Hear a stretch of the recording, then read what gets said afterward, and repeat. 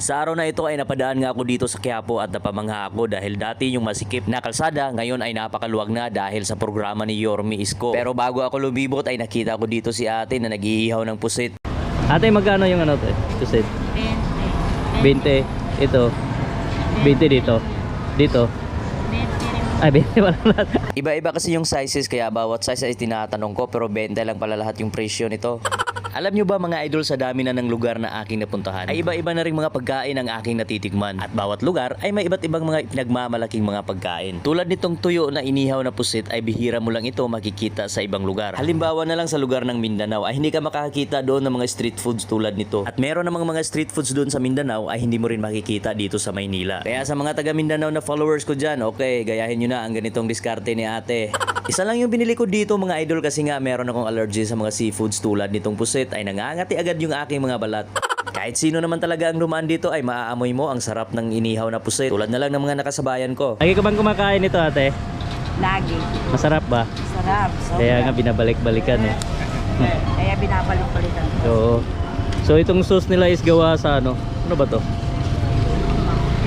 Suka? Sige, sige. Ay, may dadaan pala. Ayan.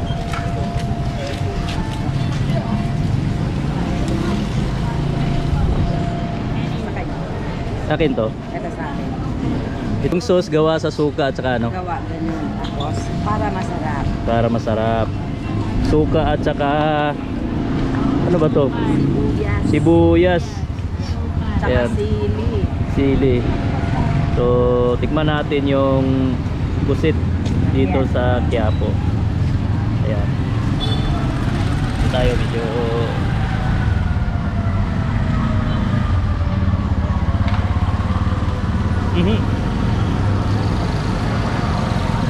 sarap nga.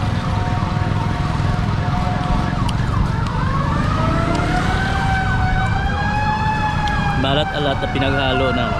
Parang pinaghalo na maalat at saka asim ng suka at saka itong malinamnam na ano, na sibuyas. Siguro may sunog, may dumana no?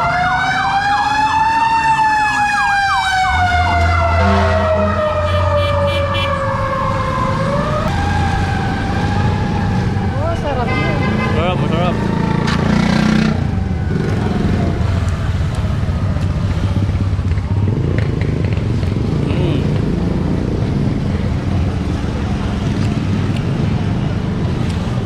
Masarap.